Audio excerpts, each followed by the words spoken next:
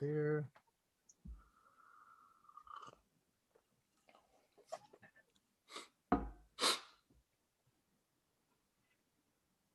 It's streaming live on YouTube right now. Yeah, but you won't see it. All right. Yeah, you won't see it. Trust me. It's on private, so no one can see it. Okay. All right. Dan, are you ready? Ruchi, are you ready? Yes.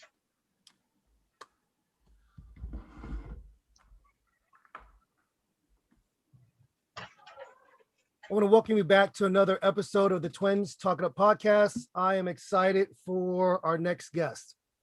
Have you ever been in an environment or a situation where you felt afraid to speak up and share something that was truthful?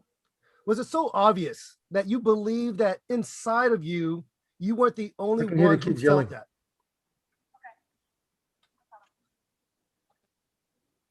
Let's start that one over, guys. I heard something in the background. Was that you, Dan, talking? Yeah.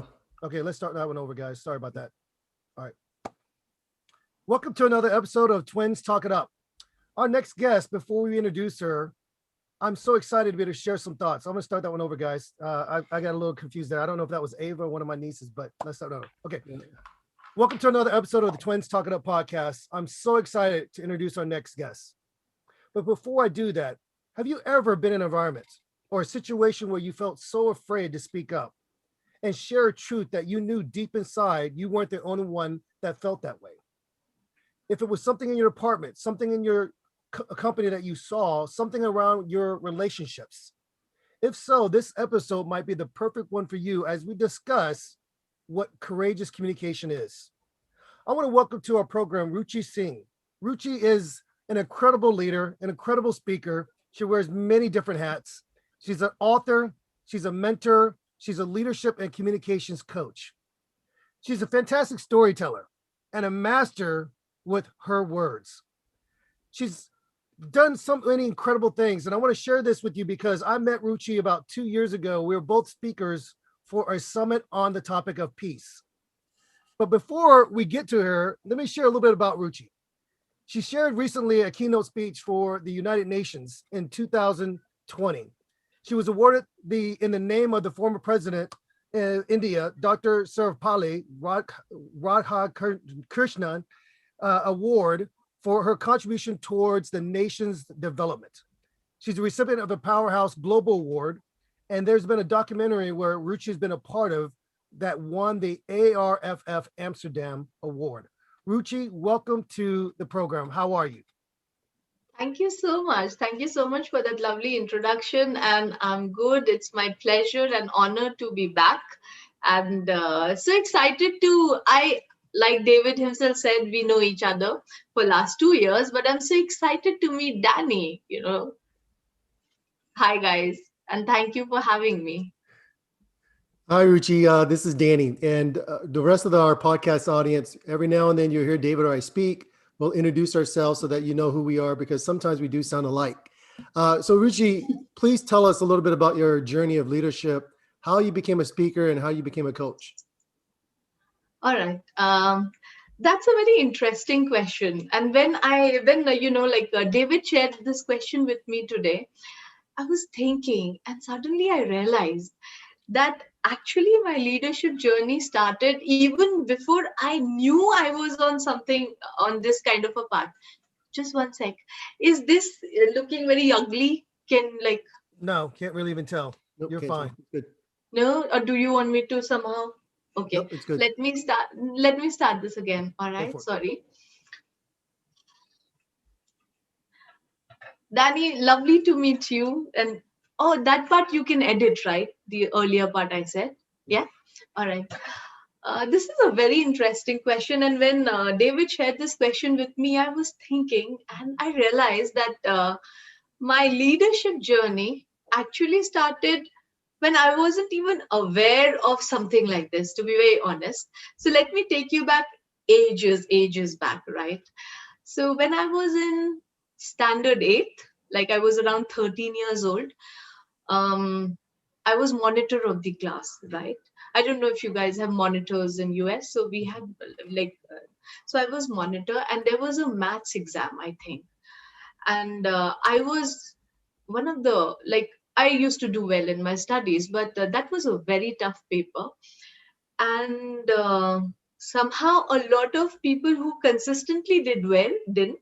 And a lot of students who didn't do so well usually did very well. So the teacher called me later and said, since you are the monitor, I want to know that why has this happened? So actually what had happened was the invigilator, that teacher had kind of stepped out of the classroom for some time, and a lot of students, we were very young, they cheated and a lot of us didn't. So I didn't go and tell the teacher, but when I was asked, I told him what the truth was. And this obviously didn't go very well with the teacher I had talked about. And then it became a big issue. I was called to the teachers room, and it was filled with almost all the teachers, and I was like, you have to apologize, this is very wrong. And it was very scary for a 13-year-old Ruchi. I was so scared, I was not prepared for this. But there was a part of me which got so angry. It's like, I have not lied about it, and neither did I tell tales. I was asked and I said what happened. So there was no fibbing, and I was right. I got so furious that I said, no, I know I'm right, and you know I'm right. I'm not going to apologize. You can do whatever you can. I don't remember exactly how I put it. And I did that, and thankfully the issue got resolved in my favor. The principal was very wise man. But for me, it was, even though there I didn't show it, I was so scared that by the time I came back home, I had high fever. That scared I was. So now, today I don't know how it came to my mind. So I think that is where the leadership journey started. Because what is leadership? Leadership is doing the right thing, Yeah. even though it is tough, and standing by the truth, even though it is easier to give in when people, it easier to give in. So yeah, that's how it started. But recently, to answer the second part of the question, what led me to become a speaker and a coach? So I was earlier in HR. In fact, I was heading talent management for Entrance, Aviva Offshore, and I was in HR for 10 years. But then something happened which made me change my field. I went I went through domestic violence in my life, and I almost lost my life, and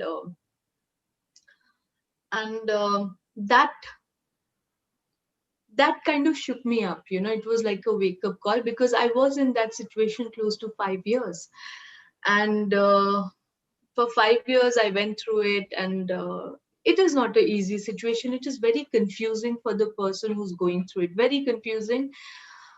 We go through a lot of shame, guilt, even though it's not our fault. But you experience, what will people say, things like that. And it held me back from doing anything about it, honestly. But then when you come very close to losing your life, things change. So that was the time, like, my ex, that time he was my husband, he came home one day and he kept a knife to my throat, threatening to kill me. And I'm very blessed, very lucky that he changed his mind. Otherwise, at that moment, I was helpless. I could have done nothing. But later, I started thinking that this is a second chance at life for me. And I asked some tough questions to myself. And people always assume communication is to do with others. The toughest communication is to have honest conversation with yourself, right? So and I was in Sydney, one of the poshest locations in Sydney. The reason why I share all this is because people assume that certain things happen to certain kind of people in a certain kind of environment or background. No, like I keep saying, domestic violence, unfortunately, is like COVID. It knows no boundaries. It cuts through race, religion, gender, cultures, economic, strata, everything. So I asked myself two questions. One was, have I taken birth just to be a statistic? And my answer was no, of course not, right? And the second was, I actually thought I'm going to die for a few minutes. So I asked myself, what if I had died that night? What would have been the value of my life? And the answer was that the only way we add value to ourselves is when we add value to others. And these two questions, there were many more, but these two were the critical questions. And my answer to it changed my life around. And and I said that, I have to do something. I cannot let my pain, my story of victimization own me. So I started talking about it, and yeah, that is what led me to be a speaker and a coach. Because it is very important to own your own story. I Mm. think, David, we will talk about this later. So that's why. But I want to share one thing, that finding the courage to reclaim my voice. I'm saying reclaim because I have always been a confident person. So it isn't that I suddenly got the confidence, but I had lost it somewhere.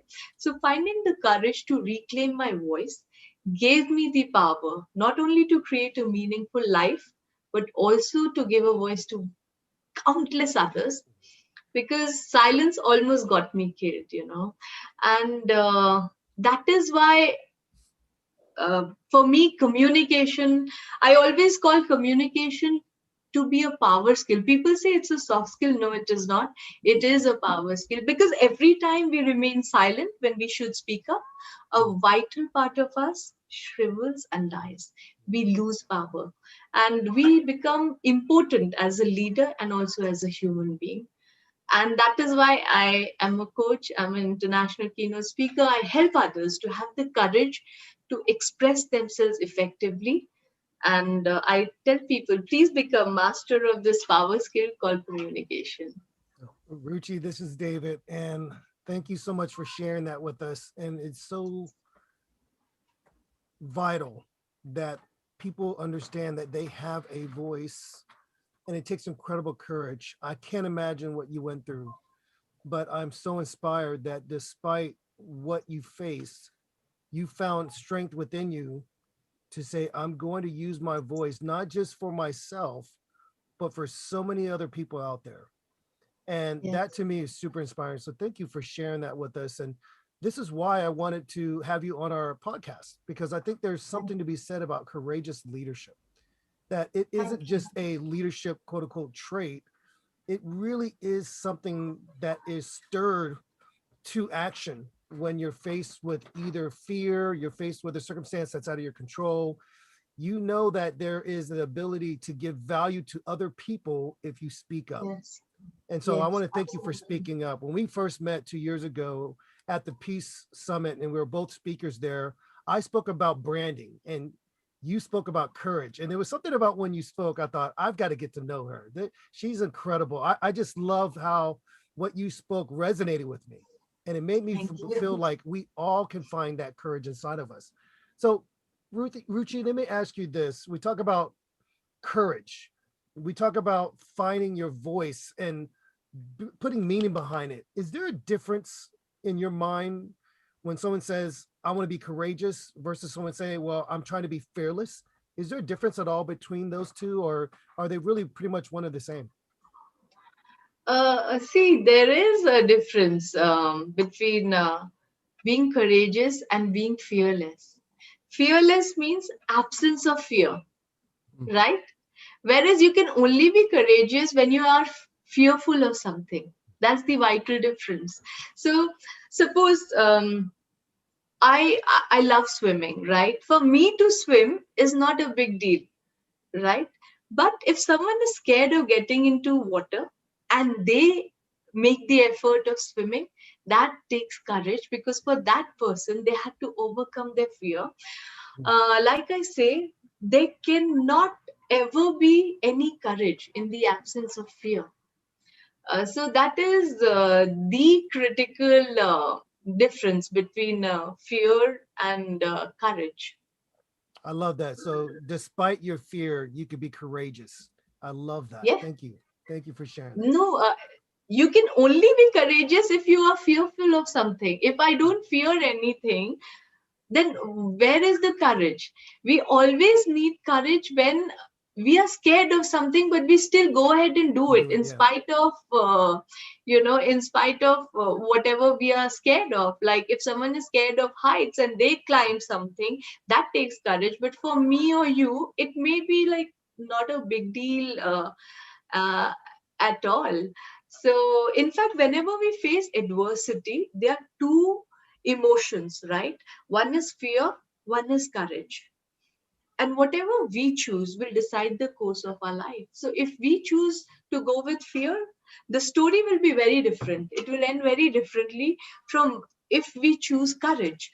Um, like, can you imagine for a moment what if Mahatma Gandhi or Martin Luther King or Nelson Mandela, they were normal human beings? Why we revere them is because what they did, in spite of being, if they were gods, God is God. We assume God can do anything. But these were people like you and I, and look what they made of their life. Yeah. They like they changed the history of world in so many ways. But they did it, they chose, I'm sure it was very tough for Nelson Mandela when he was in prison for 27 years to still hold on to his truth that everyone is made equal. Or for Martin Luther King, he knew that there was a very high chance that he will get assassinated, which he did, unfortunately, but he still stood by his truth. Same for Mahatma Gandhi. In fact, Mahatma Gandhi was a big influence for both Nelson Mandela and Martin Luther King. It was not easy to just be like stand against a very, very powerful, very oppressive, imperialistic uh, East India Company, Britain. But he did that. So that was courage. And they chose courage when they could have easily taken the other way, like millions were doing, right? Nelson Mandela or Martin Luther King or Mahatma Gandhi didn't face something unique. There were millions facing the same situation, and look what they made out of it. So that is why I say there can never be any courage without fear, and what you choose between fear or courage will change the course of your life. This is Danny. I think to myself, those are some great examples that you provided. These individuals, as you said, they're individuals, but yet they stood up for something. And when you think about it, they're telling their story, similar to what you shared with your story as well. And everyone has a story, and the story is very impactful. So Yes. I want to understand a little bit more. You gave two great examples, three examples actually. I'm sorry. You gave Nelson Mandela, Gandhi, and MLK Jr. as three great examples. And of course, your life story is a great example as well, where people see these examples and they embrace it and they get courage from it. They receive courage from someone stepping up and willing to do the right thing, and then they're willing to follow that. Um, why do you think it's so important for leaders to embrace courage and then also be willing to tell their story? Um, can you repeat that question Yeah, again, Danny? you. Sorry. No, it's okay. And since we are like, Yep, can I quickly have a sip of water? I'm like sure, go for it. very, very thirsty. Sure.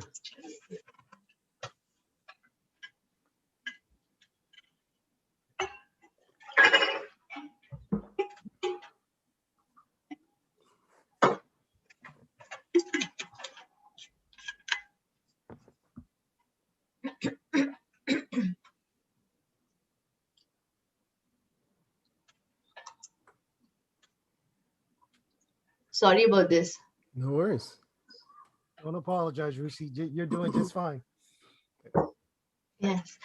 And if you could just tell me the story, the question again. Let's start over. Thank you so very much, Ruthie, for sharing your story. I would have to say that the examples you gave, Gandhi, Nelson Mandela, MLK Jr., these are all normal individuals who decided to stand up amongst Yes. oppression and have a lot of courage to do the right thing. It is because Yes. of their example. It is because of the courage that they shown was the reason why other people developed the strength to follow them. Do you believe that there's a reason why we should all follow somebody because they were courageous? You had your story, you talked about domestic violence, and a lot of women sometimes they're afraid to talk about it. Yes. And they need someone to speak first before they're willing to follow example.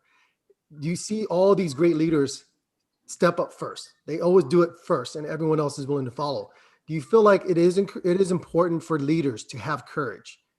Do you really feel like that is very important for any leader, is willing to step up and go against oppression by being courageous? How important is that to you, that every leader has to have courage? Yes, like absolutely. In fact, a leader, a true impactful leader has to have courage.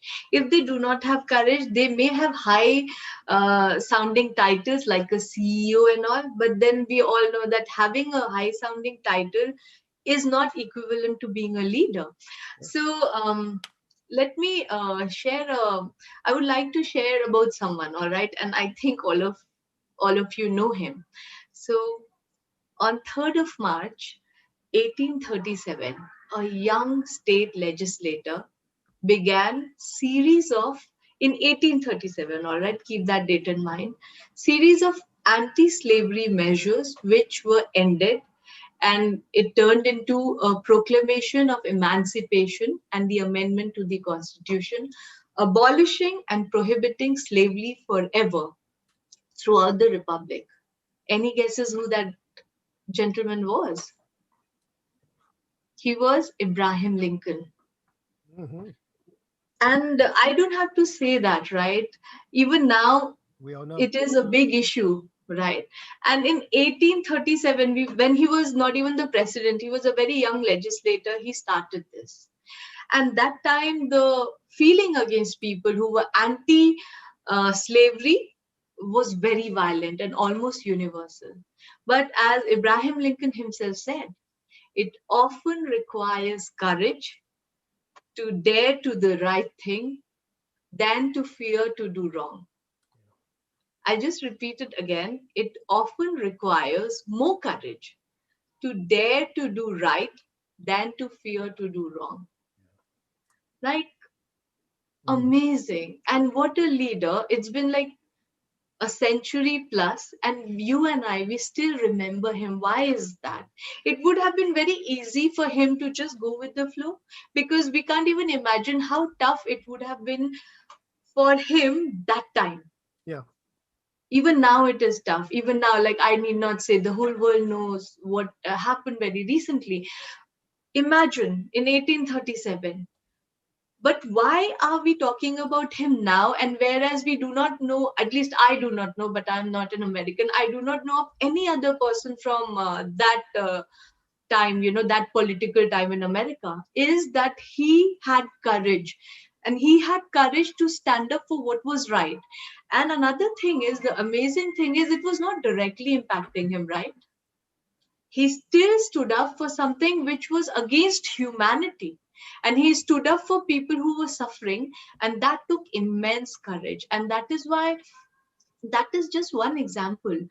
I personally believe that there cannot be any change, any innovation, and any empowerment without courage. Because, see, leaders, and this was like, I gave an example of Abraham Lincoln, or we just talked about Mahatma Gandhi or Martin Luther King. Great men in history, right? But even day to day, even in normal corporate scenario, if you are a leader, you have to take sometimes difficult decision, but which Mhm. is right for the company or your organization. And they may be highly unpopular, because as a leader, sometimes you are very isolated. You do not have the luxury of sitting down with everyone and sharing something, because there are things which you have to take a call on, and that is why you are up there, right? Now what happens is that when uh, people face this, it's an adverse situation, right? Normal day to day, it is very easy to go with the popular flow, or to do something which you're like, it is always easy to be a pleaser. Oh, the whole team will be happy, let me do this. But maybe in the long run, it is going to impact the company. So it takes courage to be firm and maybe go against the people you actually like. It is even tougher, and take a call because that's the right thing in the long run, or maybe right now. So every person who is in a leadership position, whether you're an international keynote speaker or whether you are just, I don't know, in any role, whenever you need to, whenever a leader has to be courageous, right? And when I gave this speech in UN, I said something. I said, in the moments of adversity, it takes immense strength to stand by what is right, and it is courage that ensures we choose what is right even when it is inconvenient. Ruchi, this is um, David. so I'm gonna yes. tell you the thought of, regardless of where you are in your life, and I appreciate you sharing about Abraham Lincoln. Appreciate you sharing about your speech to the United Nations. It doesn't matter what role you're in. If you want to be a leader, you're going to have to find courage to ask the right questions, to stand up when things don't go as well. And so I really think it's important to keep in mind that anyone can demonstrate courage. And so, what Yes. I want to share, or at least ask, when the pandemic came, for so many people, it was a disbelief, it was a Yes. dismissive spirit or attitude, should I say. And there had to be a paradigm shift when so many families were affected and lives were lost. Yes. You Yes. made mention earlier that it's easier to go with the flow. You don't want to be the person no one likes. You don't want to be the Yes. person that everyone says is the enemy to impeding or changing their lifestyle. But leadership is standing up despite the fact that you might be the only one standing, or despite that you might be the one that is pushed to the outside. And I Yes. can't tell you how many people that I've spoken to as leaders say, if I had a regret, I would have stood up, or if I had to go back and do things differently, I wouldn't care what the popular opinion or vote would be. When you're training and teaching about courage, how often does that come up, Ruchi, where people say, well, I feel like I'm alone, and but I know I have to be courageous. I feel like no one else is going to say this unless I say this. And how do you help them to speak despite that fear of I'm alone? All right. That is a fear which I think everyone struggles with a little bit. Like, degrees may vary. Okay. Degrees may vary, but because deep down, intrinsically, we all want to be liked, isn't it? We Mhm. all want to be liked. We want to be looked up to. We want to be liked. We don't want to make our life unnecessary, uncomfortable. And sometimes when you have to speak up the truth, whether you are the only one, it can be extremely uncomfortable, extremely painful, Mm. and isolating, lonely. And this is something which a lot of people come up with. And what I help them with is, see, again, the HR experience does count, but my own life experience counts, because I'll be very honest with you. For me to get on stage, even now, and share something very deeply personal to myself Mm. is not easy. When I'm up there and I'm a very private person, um, and I'm sharing something which was a very, very private moment, a painful moment, but still a very private moment. Right. I actually feel emotionally naked, because I'm there talking about my married life, things which happened. And again, it's a human desire. Nobody wants to look vulnerable.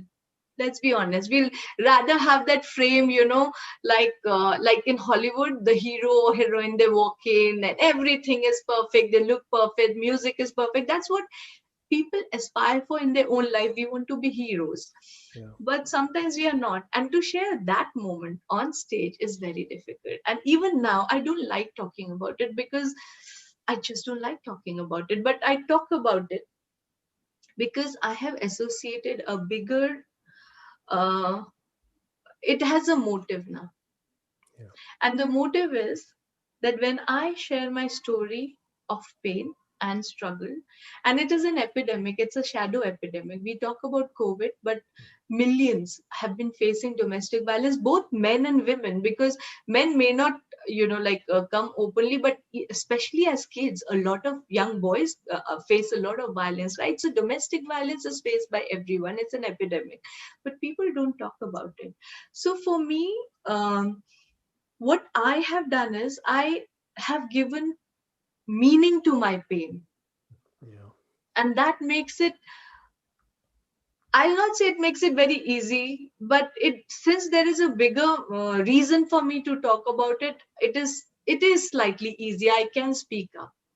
So coming back to your question, whenever you have to speak up on something on which you may not be comfortable, or let's bring it down, it's a corporate scenario where you are sharing something which is not a popular plan. It goes against the which goes against the popular public opinion, right? Now you have to what I tell people is you have to identify one thing. Whenever we are hesitant to open up and talk about something, there is a deep emotion connected with it. So first, you have to be emotionally intelligent to manage a lot of things in your life, right? And leadership, you cannot be a very impactful leader unless you're emotionally intelligent and you're very aware of about yourself, about your emotions. So I always tell people, be very honest to yourself. I can pretend something with you, right, Danny and David, but if I also pretend with myself, then I'm never going to grow. So, like in my case, I'm very aware what makes me uncomfortable. It is sharing a personal moment with the rest of the world. So, I'm aware where my pain point is coming from. So, I tell people, what is your pain point? Because whenever we hesitate to do something, there is a fear, and fear are usually things like, what will people think of me, what if they think I'm foolish or dumb? They are very simple things. Or what if I'm one of the biggest fear I get from people is, even if they're very senior, the desire to be liked. People don't want, they say, Ruchi, we don't want to come across that party spoiler and all, party pooper and all. So these are the things, these are the pain points, right? So first, be very honest, identify your pain point, write it down, accept it, and then don't try to whitewash it. And people say positivity, sometimes you can't force positivity, you own it, that okay, for me it is a deep desire, let's say, to be liked. I want to be liked by people. I am accepting it. Now that you have accepted it, you have to then just be with it, feel it, understand it, but then let go of it and move to the next stage. Next stage is, what happens is, and I am a communication mentor, right? But there is another thing which I do. I have been doing meditation, pranayama for more than a decade now, right? In fact, I have a workshop, energy empowerment, and a keynote. So another thing which you do is, and by now I think, even if it is not experiential knowledge, we know, most of the population, that every change happens within. You can't have courage from outside, it comes from within, right? So the change also will happen within. So suppose you are fearful of something, or public speaking, just see what the sensation is happening in your body. The moment you are aware, like, the tummy is clenching or whatever, you're choking, you are in a better position to handle something, because till the time you don't know what's the problem, what are you going to handle? So then get aware of it, so that next time, then you have to break the pattern. It's a long process, but then you break the process. There are certain breathing techniques, pranayama and all that. But even if we don't do all that, at least then do something. Then you understand that if I do not do this, if I do not speak up in a meeting, in an office meeting, right? I'm not even talking about changing the world or talking about domestic violence. Office meeting, what is it that you're going to lose by keeping quiet? Are you going to lose that promotion? Are you going to be invisible to the executives? How are you going to get promoted? You have to be noticed. Your work has to be noticed. Come on, let's be real. If I have the best idea in the world, but the people in power are not aware of me or my ideas, I'm not going anywhere. This is how corporate world works. This is how world works, right? Yeah. So you have to be then to think, what are you going to lose? And are you willing to lose it? And let's be honest, if you're willing to lose it, you and I, nobody can make a difference. Danny and David, both of you are coaches yourself. After a while, no coach in the world can help a person if they're not willing to get helped, right? Yeah. Those are the worst points, when you see potential in people, but they're not willing to do anything. But they have to make the choice. It is always their choice or my choice, our choice. And they have to decide, are they willing to lose this just to be pleasing people with whom you may not be even associated with 6 months down the line? Yeah. Are you willing to let go of growth in your life, whatever you're looking for, because you want to please people who you maybe don't even really like that much, or you are not even going to be in touch in say next 3 months or 6 months? When you ask very basic questions, see, these are not very big sounding words, they're very basic, general, honest questions. Chances are you may realize it's not worth keeping quiet. Let me talk about it. So these are the things which you can do. The deeper inner work obviously needs some time, like some certain breathing techniques, certain meditation, and all that. And I always suggest, even if you do not do anything, put some good meditation on YouTube and just be with yourself for those 20 minutes and do nothing. Just listen to the video. You may not get nirvana. You don't get nirvana so easily, but at least you'll get in the habit of being alone with yourself. Yeah. Yeah. This is David And Ruchi, and I'll share with you that I'm really learning so much here about how you're helping leaders to find that strength. And I love the idea of meditation, that you're able to grow in your self-awareness. You're able to get in touch with that pain point. You're identifying it. You're coming to conviction of how you're going to share it. And maybe that's where the meditation comes in, the learning how to control your breathing helping to control your thoughts and your mind, your body. It's counting the cost and saying, am I willing to lose, quote unquote, this to gain what else I think could be a great positive outcome? And I love that we can sit down and say, what if I don't speak up? What if I don't demonstrate courage? What could happen? And so I appreciate you sharing that. And that's so true. And sometimes we don't realize we might be born for that occasion. We might arrive for that occasion. So yes, earlier you mentioned one of our probably most beloved presidents in the United States history with Abraham Lincoln and something he shared.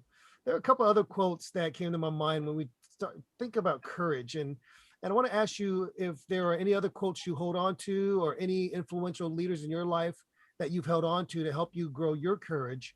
And these are the two quotes. One was by C.S. Lewis. He said something to the effect that courage is not simply one of the virtues, but the form of every virtue at the testing point, which means at the point of highest reality, that everything leads or everything stems from this courage. And then Brene Brown said something to the effect of, you can choose courage or you can choose comfort, but you can't choose both. So yes, Ruchi, absolutely. are there any other quotes you just hold on to? And were there any people that influence you that help you to stay courageous? Yes, so there is this quote, which is my favorite quote. It's in Hindi, but I'll translate it in English. It's by Iqbal. It's like, खुद ही को कर बुलंद इतना कि हर तकदीर से पहले खुदा बंदे से खुद पूछे बता तेरी रजा क्या है. I love this.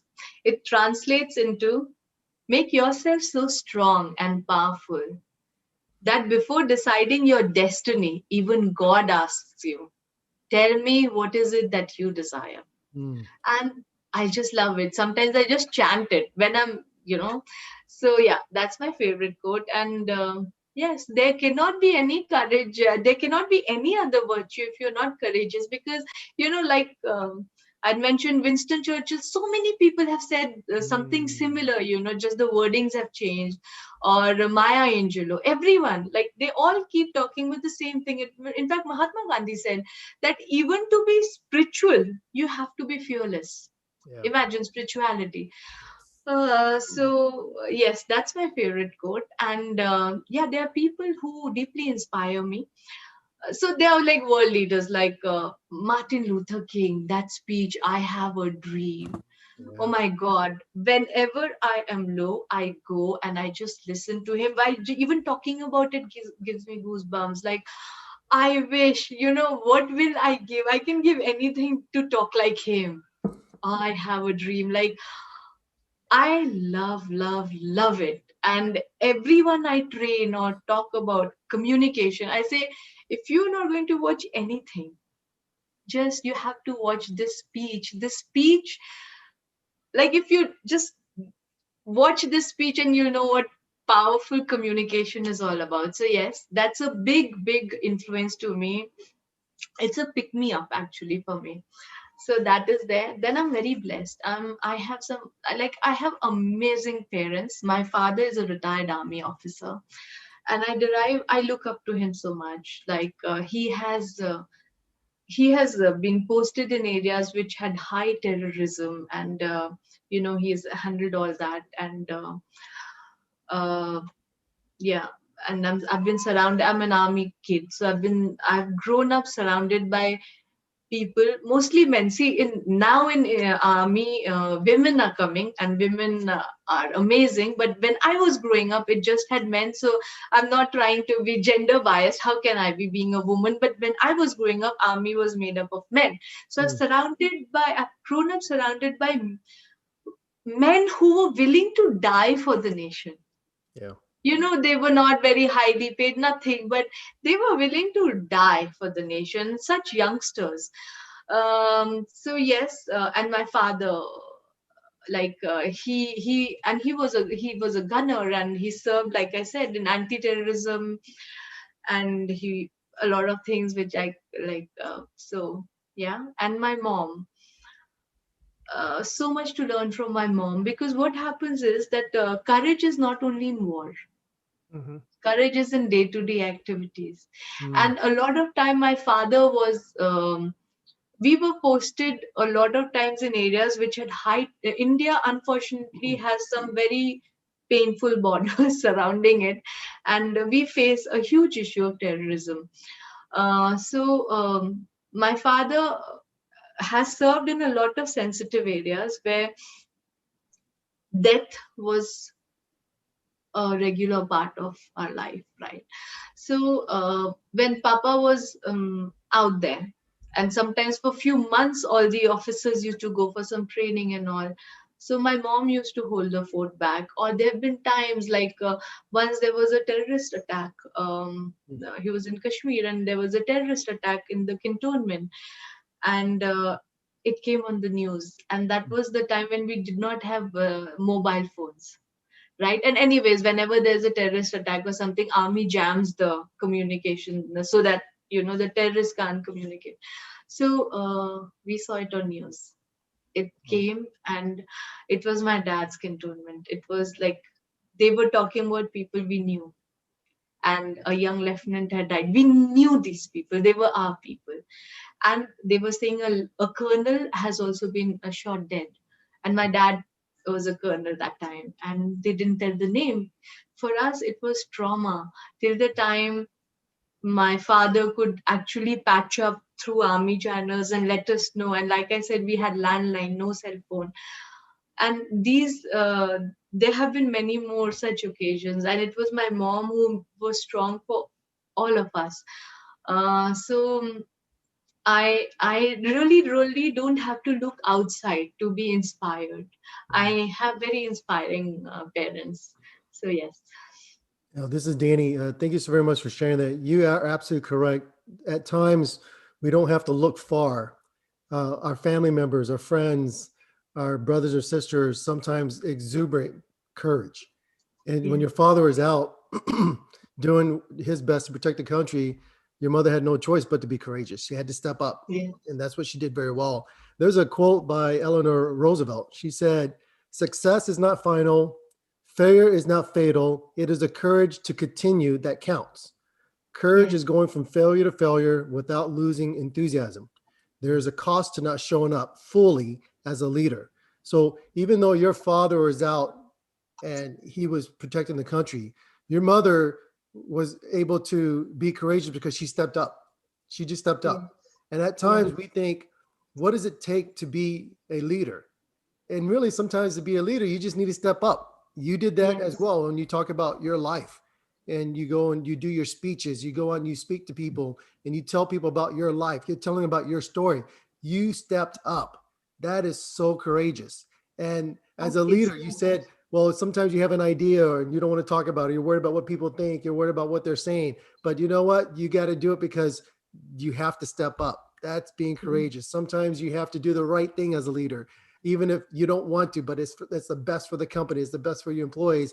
You have to step up. These are all great examples about being courageous. And sometimes you just have to step up. That's it. Just to be courageous, you have to step up. So thank you very much Yes. for sharing that, Ruchi. I was really impacted and impressed by just the many examples in your personal life that you provided. Thank you. Thank you. Can I share one quote from Eleanor Roosevelt? Please. Yeah. It's like, you gain strength, courage, and confidence by every experience in which you really stop to look fear in the face. Yeah. You're able to say to yourself, I have lived through this horror. I can take the next thing that comes along. Mm. You must do the thing you think you cannot do. I love that, Ruchi, and that's so true. And I can't tell you how many times in my own life I've seen great examples of courage, whether it be when I was a young child, my younger brother coming to support me, or when I wanted to start a business and my twin brother supporting me, and my wife coming to help me when I didn't know where to turn in terms of my next adventure. When COVID came, and oh Oh, gosh, I yes. can't go do corporate training. I have to now pivot to do online coaching, and that takes incredible courage.